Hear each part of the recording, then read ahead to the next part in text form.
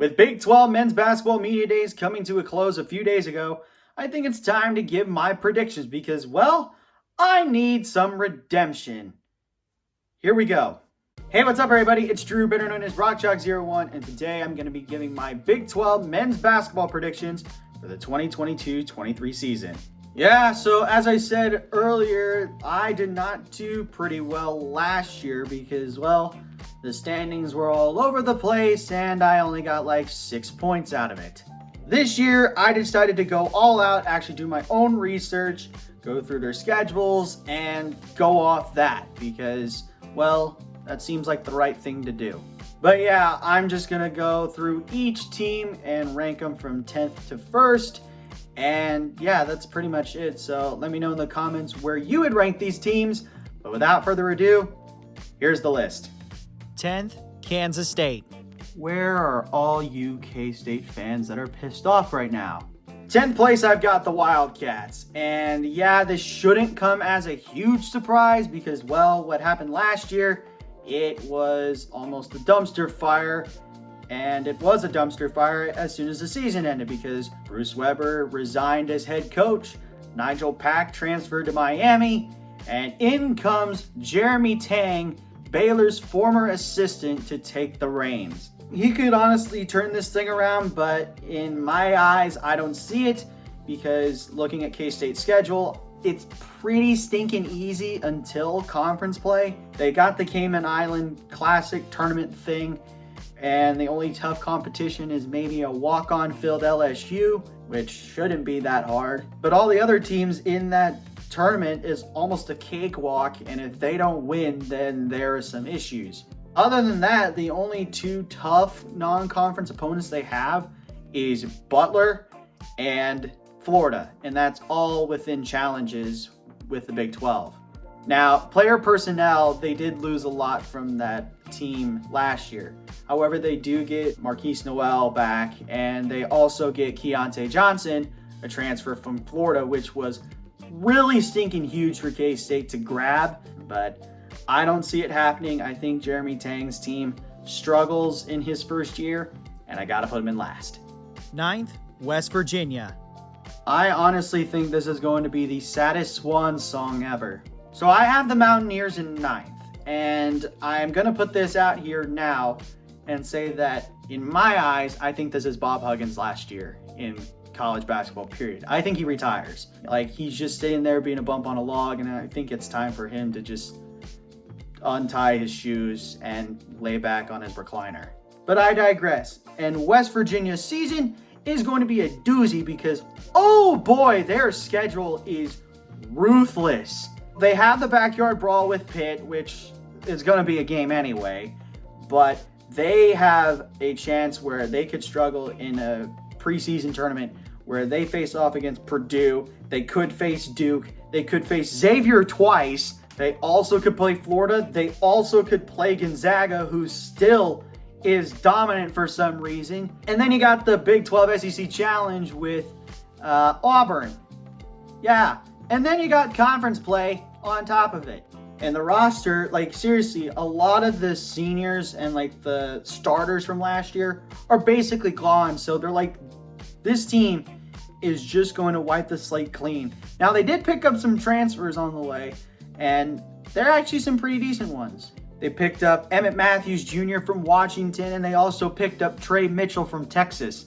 So I think Bob Huggins can still find a way to work with this squad, but I think this is just going to be a sad swan song, and it's going to be a struggle. So that's why I have the Mountaineers in 9th. 8th, Iowa State. Well, this season's going to be a doozy in Ames. So I have the Iowa State Cyclones in 8th, and looking at their roster, looking at their schedule, it shouldn't seem like that, but then again, this is Iowa State. There's a good chance they're going to struggle because it is kind of a rebuilding team, even though they made it to the Elite Eight last year. Their roster, let's start with them because they lose some key players, i.e. Tyrese Hunter to the transfer portal, and he would have been the guy for him, and he just basically said, I'm packing my bags and going somewhere else. But they still have dudes. They got Alex Coons, They got Caleb Grill, and they got Gabe Kalsher. So a few of the starters are returning, and they're going to be the main guys for this Iowa State Cyclone team.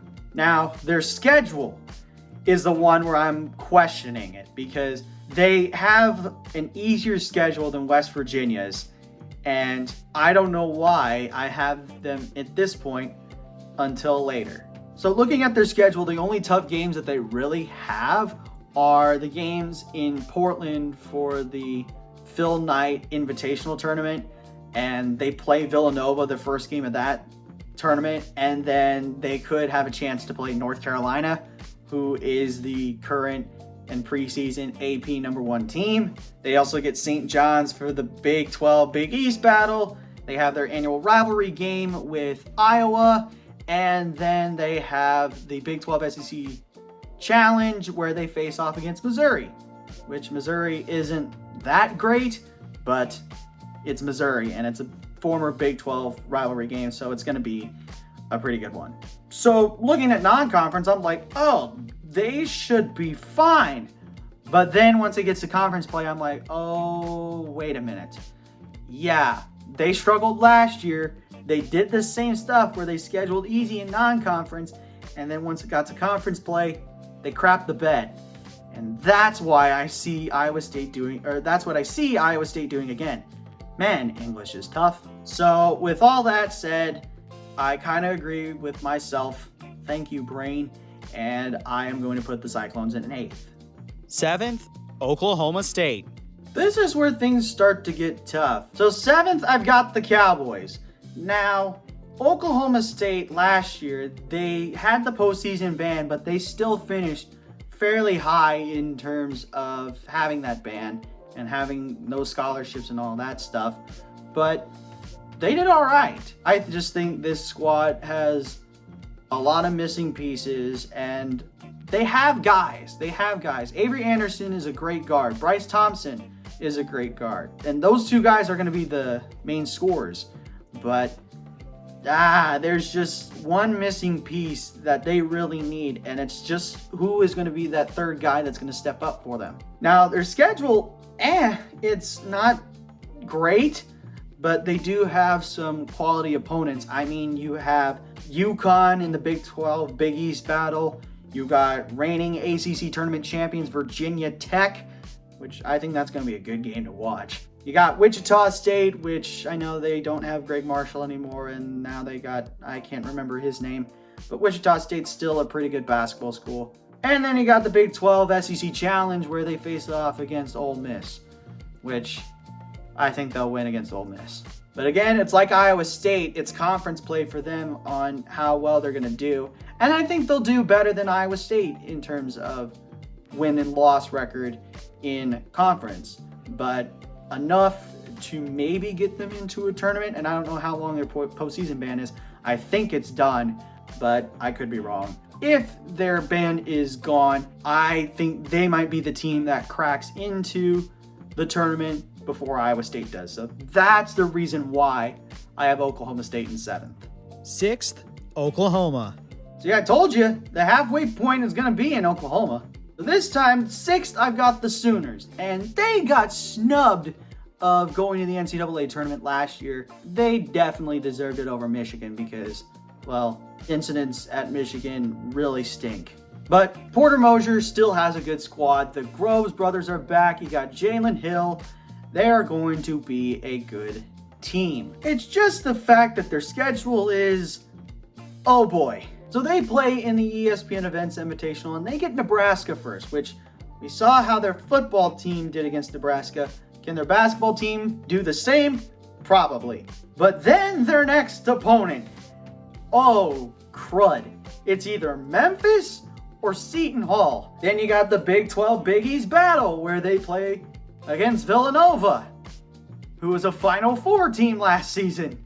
And then you get the Arkansas Razorbacks, who was a really good SEC team that made it all the way to the Sweet 16. Then you get Florida for some reason because, well, one SEC team is not enough and you need to add a third one to your schedule. And finally, to cap it all off, the Sooners get Alabama, for the Big 12 SEC Challenge. Ouch! I don't know. Whose idea was it to schedule 3 SEC teams for this Oklahoma team? Not only that, get them in a tournament and they play off against Nebraska, which is fine, but Memphis and Seton Hall is their next opponent.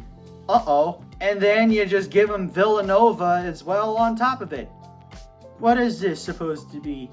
A schedule Sunday? But I digress. I think Oklahoma does a lot better when conference play hits. They got a good squad. I think they'll get a few wins. They might crack 500 in terms of win-loss record, but they should be a tournament team. So that's why I've got the Sooners sitting at 6th. 5th, Texas Tech. Oh, I know I have to put them here, but I know this team always overachieves. 5th, I've got the Red Raiders. Now, I know that this is going to be somewhat stupid of me to put them here, but there's just a lot of missing pieces from this team as well. Don't get me wrong, they got a good squad, but they lost Bryson Williams to the draft, to graduation as well. Terrence Shannon's gone, and yeah, there's a lot of missing pieces from this Red Raider team from a year ago. Now, this team is going to run through Kevin O'Banner, no questions asked, because he's basically their leading scorer from a season ago, because everybody left. I think Mark Adams' squad is going to do fine with this roster, but I just don't know when it comes to this schedule. Because the first thing they get is the Maui Invitational, where they face off against a Creighton team that made it to the second round of the NCAA tournament and almost knocked off the eventual national champions of that tournament. And then they got their next game, which is either Arkansas or Louisville. Now, Louisville, they probably want to have more, but Louisville is still kind of a decent squad. Or they could get Arkansas, and yeah, we know where that went. But then when you get to the later part of the schedule, I mean, it's not too bad. I mean, they got Georgetown for the Big 12 Big East Battle, and for the Big 12 SEC Challenge, they got LSU. But again, it's that tough Big 12 conference schedule where I think that Texas Tech will struggle with this team, because last season's team, he did pretty well for themselves with that conference schedule. But I don't know about this team, because they had extra guys that could score. This time, it almost is a one-man show. So I think Texas Tech will be fine, and I think they'll make the NCAA tournament. But in terms of standings, I got to give them 5th place. 4th, TCU. All right, listen to me, folks. I think this team is going to be a dark horse for the Big 12 title. So I have the Horned Frogs in 4th, and there is some good reason behind this, because, well, they made it to the NCAA tournament last year, lost in the second round, but oh my, they return a lot of their stars from last season. They also pick up Jake Peavy from Texas Tech, which was a good freaking pickup. But yeah, Emmanuel Miller, Eddie Lampkin, and Mike Miles Jr., they're going to carry this team. And there is a good reason why they are an AP Top 25 team. Their schedule is on the easier side, and it really starts with the Emerald Classic, where they face off against California, and they face the winner of Clemson and Iowa, which honestly, I think TCU wins the Classic. But their toughest opponent in non-conference has to be Providence for the Big 12 Big East Battle on November 30th, because oh my, that is going to be a great game to watch. But other than that, they got the conference schedule, and then they got a lousy Big 12 SEC Challenge matchup with Mississippi State, which I really don't know much about the Bulldogs to really even care about. But with TCU's squad, with their kind of easy schedule, I think Jamie Dixon has a good chance to do good things with this team. And yeah, they're a dark horse to win the conference. So that's why I have TCU sitting in 4th. 3rd, Baylor. Let the hate fly in. I have some reasons behind it. Baylor, I've got 3rd. And I know they are the preseason favorite to win the Big 12 this year, but I just don't know about this squad. But yeah, you got guys coming back that were dominant forces from last season. Guys like Jonathan Chamba-Chachua, who was basically out for the season. Then you had LJ Cryer, who missed a lot of the season last year. And then 2 big returners with Flo Thamba and Adam Flagler. But it's their schedule that really is for me. So yeah, they got some cakewalk opponents there, but then they got a huge matchup against Virginia in Las Vegas that I'm pretty sure I'm going to watch because that's going to be a good ball game. And then it doesn't get much tougher than that, as for the Big 12 Big East battle, they face off against Marquette, and then the following game, they face off against Gonzaga. Then to cap off the non-conference season with another tough opponent, they get Arkansas as well this season. This time for the Big 12 SEC Challenge, which should be a pretty good ball game. Now, the reason why I still have Baylor in the top 5 is I think they'll stay healthy enough to still compete, but to win the conference, they got to stay healthy all the time. That means Cryer can't go down, Chamba Chachua can't go down, Flo Thamba can't go down, Adam Flagler can't go down. They need all those guys to stay healthy. And if that is the case, I think Scott Drew has a team that will win the Big 12. But I'm just up in the air with it. So for now, they are a top 5 team, but I've got them in 3rd. Second, Texas. I just don't get it. I don't understand why this team keeps getting better every year. So second, I've got the Longhorns. I don't understand why Chris Beard keeps getting good teams, but he does. And somehow he underachieves, but I think this team is going to do it. Almost. So the Longhorns return some key pieces from a season ago. They get Marcus Carr back for another year. They get Christian Bishop back for his senior season. And they get Timmy Allen to return after I think he tested the waters, and I could be wrong about that. But they do pick up a good transfer as Tyrese Hunter leaves Iowa State and heads to Austin, which, oh boy, there is going to be a fight to see who's going to be the starting point guard. Those 4 guys are huge threats, scoring threats for this team. And, well, if you count Brock Cunningham, there's your starting 5. But, man, this Texas squad is going to be pretty nasty. Now, their schedule is on the tougher side because, well, they get Gonzaga early in the season, like game 3. And then they got a double-edged sword a few games later where they face off against Creighton in the Big 12 Big East battle. And then the following game, they get Illinois, who was an NCAA tournament team. Yeesh. I mean, not only that, they have a pretty good winnable game against Stanford that could be interesting to watch, but they also have a really key matchup late in January for the Big 12 SEC Challenge as Rick Barnes faces against his former team as the Horns travel down to Tennessee. Want to say Tennessee is the reigning SEC champion, but I could be wrong. Well, SEC tournament champion. They weren't the regular season because that was Auburn. But SEC tournament champion. I could be wrong, but that's what I think. My main concern is, can Texas compete in the Big 12 and win games to finish in the top 3? And I think they can. I think they got the squad. Chris Beard's got the schemes to help them succeed. And yeah, I think they have a shot to win the Big 12. That's why they deserve their first place vote. So yeah, I have them here in 2nd place. First, Kansas. Bring on the hate again. Bring on the boos, because the defending national champions, I think, are going to win the Big 12. So first, I've got the Jayhawks.